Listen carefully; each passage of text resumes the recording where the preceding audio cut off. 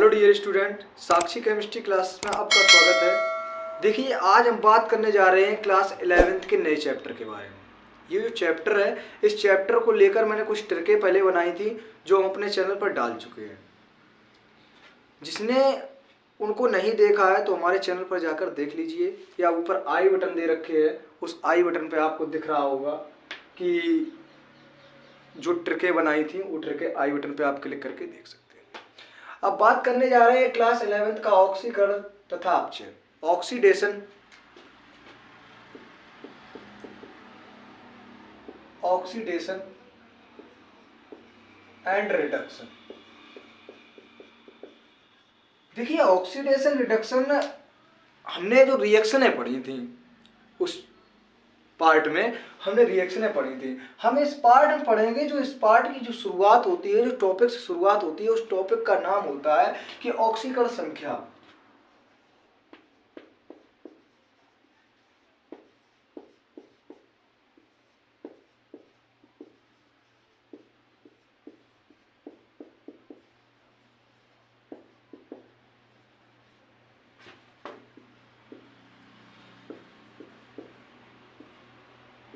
Oxidation number. अब oxidation number होता क्या है, सबसे पहले हम वो जान लें। तो जानने से पहले आप हमारी स्क्रीन पर देखिए और आपको एक पेज मिला होगा और उस पेज में आप देख रहे होंगे कि काफ़ी यौगिक आपके हैं और उस यौगिक में, प्रत्येक यौगिक में, उसके नीचे यौगिक में ही एक तत्व के नीचे आपको अंडरलाइन मिलेगी और ऊपर एक लाइन लिखी होगी, कहा होगा कि इसके लिए ऑक्सीकरण संख्या निकालिए।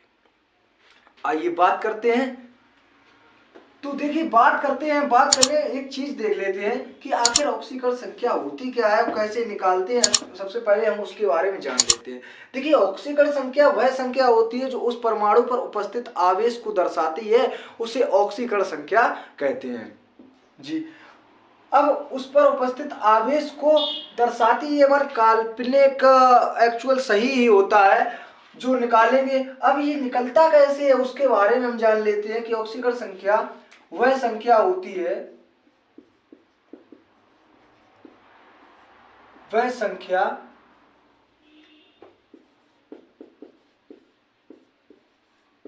होती है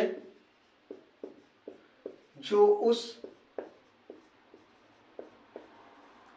परमाणु पर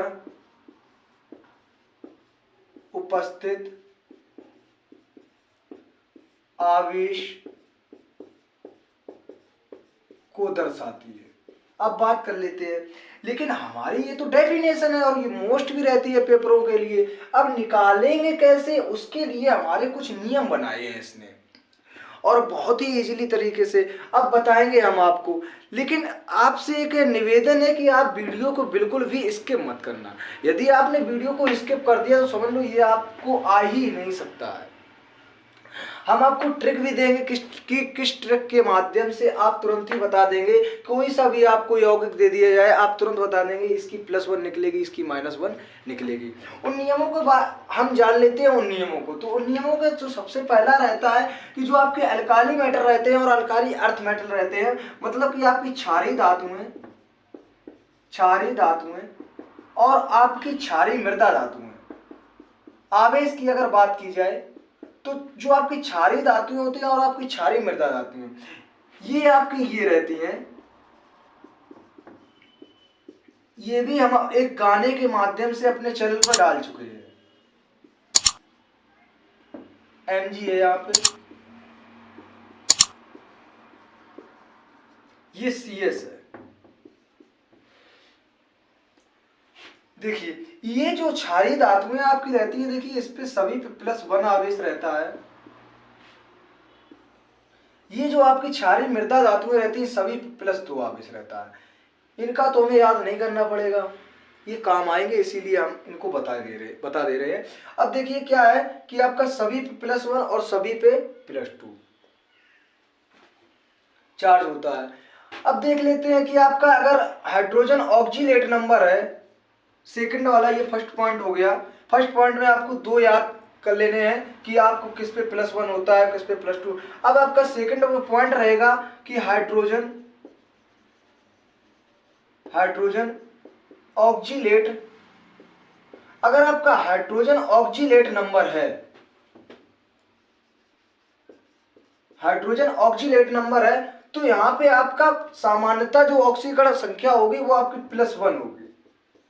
अगर आपका हाइड्रोजन ऑक्जिलेट नंबर है तो जो सामान्यता मतलब सामान्य रूप से वो +1 होगी। अगर हाइड्रोजन धातुओं, अगर धातुओं की बात की जाए और ऑक्साइडों में बात की जाए, अगर आपकी ऑक्साइडों में बात कर रहे हैं तो ऑक्साइडों में जो आपकी होगी ये आपकी -1 होगी, समझ रहे हैं, आपकी -1 होगी। अब बात कर लेते हैं कि आपके कुछ और होंगे हैलोजन परिवार के तत्व।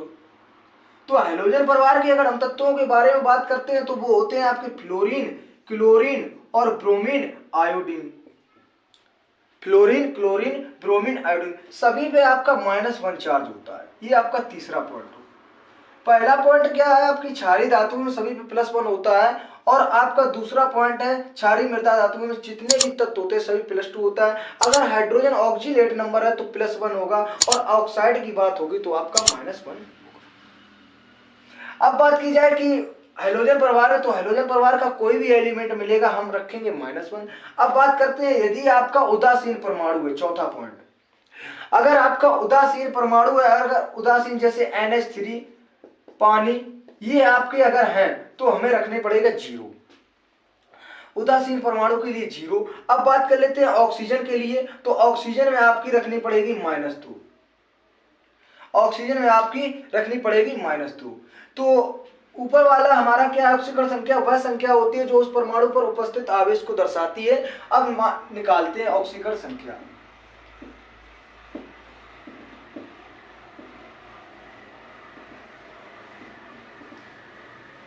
देखिए इतने तो पॉइंट हमें क्या है कि हमें क्लियरली पता रहने चाहिए, ये हमें याद रहने चाहिए कि कब +1 और कब -1 लगाना है, कब +2 कहाँ लगाना है। तो जैसे आपको एक उसने दिया कि KMnO4 दिया। अब जिस तत्व की निकालते हैं उस तत्व को हम X मानते हैं, और उसने कहा कि इस तत्व के लिए, और यहाँ पर अंडरलाइन कर दिया। अब उसने कहा कि ये जो अंडरलाइन किया गया है इसके लिए आप ऑक्सीकरण संख्या निकालिए। ऐसे ही आपको अभी स्क्रीन पर मैंने कुछ दिखाए थे और उसमें भी स्क्रीन पर अंडरलाइन ही था। अंडरलाइन के लिए मैंने ढेर सारे यौगिक आपको दिए थे, और उन एलिमेंट में जिसके लिए अंडरलाइन थी उसके लिए ऑक्सीकरण संख्या पूछी थी। अब जिसके अंडरलाइन होता है निकालते तो उसी के, लेकिन उससे पहले जो एलिमेंट ये दिया गया पोटेशियम। अब हमने कहा था कि आपको ये जरूरत पड़ेगी इन चीजों की, तो पोटेशियम आपका यहाँ मिलेगा, क्षारीय धातु में मिलेगा, और हम पढ़ चुके हैं कि पोटेशियम पे +1 चार्ज होता है। तो आइए लिख लेते हैं। अब जिसका निकालते हैं उसको मान लेते हैं हम X, तो इसको मान लेते हैं X। इसके बाद क्या करते हैं कि प्लस, अगर दूसरा कोई तत्व चालू हो रहा है, ये 4 है। अब ऑक्सीजन का क्या है, ऑक्सीजन की आपकी रहती है -2, तो लिख लेते हैं -2 और कर लेते हैं =0। अब देखते हैं, कैलकुलेशन कर लेते हैं, +1 और +X, 4 दूनी 8 बराबर 0, और +X = 8 और X बराबर 7।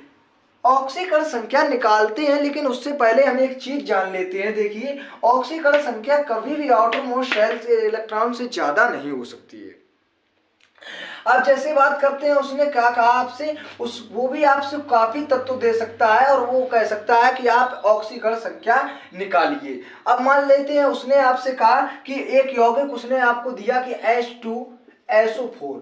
अब यहाँ पे उसने सल्फर पे अंडरलाइन कर दिया, और सल्फर पे अंडरलाइन करने के क्या कहा है कि आप सल्फर पे जो अंडरलाइन है इसके लिए ऑक्सीकरण संख्या निकालिए। तो जिसकी निकालते हैं हाइड्रोजन आपको यहाँ पे मिल जाएगा +1। अब जिसकी निकालते हैं उसके लिए X और +4 -2, क्योंकि ऑक्सीजन पे -2 होता है, तो 2 + -8 = 0। तो ये वाला माइनस वाला जब उधर जाएगा तो ये वाला हो जाएगा प्लस का, तो ये वाला उधर पे प्लस का हो गया, तो X = 6, 2 माइनस के हो जाएंगे। तो सल्फर के आउटर मोस्ट शेल में कितने इलेक्ट्रॉन होते हैं आइए हम चेक कर लेते हैं एक बार। तो सल्फर के जो 16 होता है, तो 2, 8, 6। इसका मतलब जो आउटर मोस्ट शेल में इलेक्ट्रॉन 6 है तो इसकी सही है 6 है। लेकिन काफी आपके यौगिक ऐसे होते हैं जिनके लिए ऐसे नहीं निकाली जा सकती है। उसके लिए हम आपको बताएंगे एक ट्रिक है, वो ट्रिक के लिए करते रहिए आप इंतजार, डालेंगे नेक्स्ट पार्ट में।